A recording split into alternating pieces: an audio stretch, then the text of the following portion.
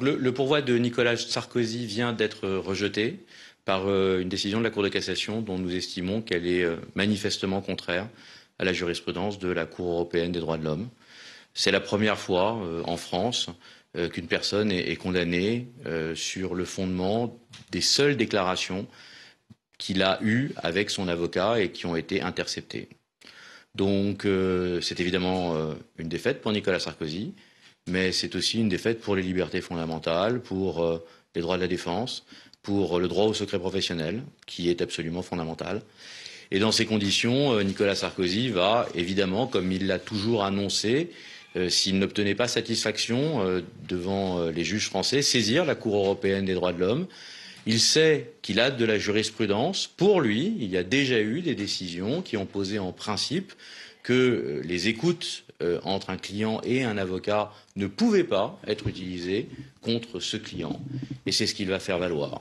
Et c'est assez triste, en réalité, qu'un ancien président de la République se voit contraint de saisir les juges européens pour obtenir la condamnation de la France, pays aux destinées duquel il a présidé, mais il n'a pas d'autre choix pour faire connaître ses droits et faire respecter ses libertés fondamentales.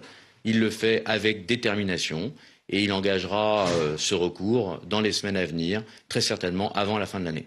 Et vous l'avez au téléphone, il va comment il réagit ? Il est calme, déterminé.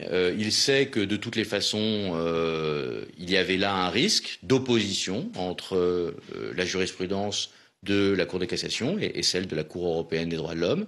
Il espérait évidemment que la Cour de cassation suive la solution de la Cour européenne des droits de l'homme. Ça n'a pas été le cas. Il est donc contraint d'engager une nouvelle action, d'aller chercher plus haut la garantie des droits auxquels il prétend. Et dans ces conditions, il va engager ce recours. Il va exécuter aussi la décision qui maintenant est définitive. Alors, pour le moment, donc, la décision est devenue définitive du fait du rejet du pourvoi en cassation. Donc, elle doit être mise en œuvre. Il y a des délais qui sont relativement longs, qui se comptent en semaines, voire en mois, pour que rendez-vous soit pris et que la décision, la sanction, soit mise en œuvre. Donc, tout cela va intervenir dans les semaines, dans les mois à venir. Il est certain que Nicolas Sarkozy ne se défausse pas, il ne reculera évidemment pas et il évidemment mettra en œuvre, comme il l'a toujours fait. Il ne s'est jamais défaussé, il n'a jamais éludé, donc il exécutera la peine, mais il exercera les voies de recours qui lui sont offertes. Le recours qu'il fait à la CEDH n'est pas suspensif, donc ça ne bloquera pas l'exécution de la peine, mais néanmoins, si ce recours prospère, comme nous l'espérons, comme il devrait prospérer, eh bien, il aura la possibilité de demander la révision de cette condamnation. Donc cette condamnation, elle est certes aujourd'hui définitive pour le droit français, mais je vous donne rendez-vous dans quelques années et il y aura une condamnation de la France devant la Cour européenne des droits de l'homme qui permettra alors à Nicolas Sarkozy de demander la révision de cette condamnation pénale et donc aux juridictions françaises de revoir leur copie qui aujourd'hui manifestement est contraire aux droits fondamentaux. C'est quand même inédit ce qui arrive pour un président de la République française. Alors, ça n'est pas la première fois qu'un président de la République française est condamné pénalement, puisque ça avait déjà été le cas pour le président Jacques Chirac. Ce qui est en revanche totalement inédit, c'est que c'est la première fois qu'un président de la République ou qu'une personne quelconque est condamnée uniquement sur le fondement de propos qu'il a échangés avec son avocat. Cela n'arrive jamais. Les propos que vous échangez avec un avocat sont couverts par le secret professionnel. La Cour européenne le rappelle et il est impossible de condamner une personne uniquement sur ce qu'il a pu dire à son avocat. Or, c'est le cas aujourd'hui. Donc oui, cette affaire est inédite et non pas parce que c'est Nicolas Sarkozy qui l'a subi, mais parce que c'est la première fois qu'il y a une telle atteinte au secret professionnel qui est porté par la Cour de cassation. Et c'est ferme quand même, de la prison ferme. De la prison ferme. Hein. Bah oui, la prison ferme. Alors la prison ferme qui a été effectivement retenue et qui est la sanction a été immédiatement aménagée par la décision elle-même. Donc il n'y aura pas de prison. Nicolas Sarkozy n'ira pas en prison.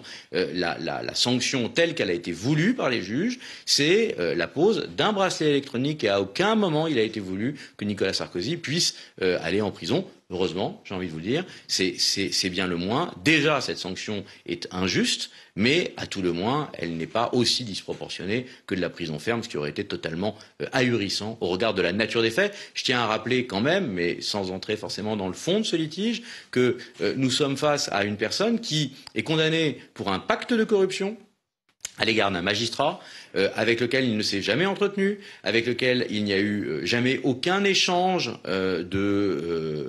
d'arrangement, pour prétendument avoir cherché à obtenir un poste et à faire une démarche qu'il n'a jamais faite pour que ce magistrat puisse obtenir un poste auquel il n'a jamais candidaté. Donc on est quand même aujourd'hui dans une condamnation face à des faits qui relèvent au mieux de l'hypothétique et au pire de l'illusoire. Donc là on est sur le fond du dossier, on n'est plus sur la problématique qui est la problématique du droit, mais il faut quand même savoir ce qu'il y a dans ce dossier. En réalité, c'est une condamnation qui repose sur des bribes de conversation qui ont été surprises avec son avocat, sans qu'il n'y ait une quelconque démonstration réelle de la culpabilité de Nicolas Sarkozy. Il est prêt à vivre sous bracelet Mais il fera face à l'ensemble de ses obligations. Il a été condamné à devoir porter un bracelet électronique. Il va prendre la tâche avec le juge d'application des peines. Il va discuter avec le juge d'application des peines pour voir comment cette mesure pourra être exécutée. Et évidemment,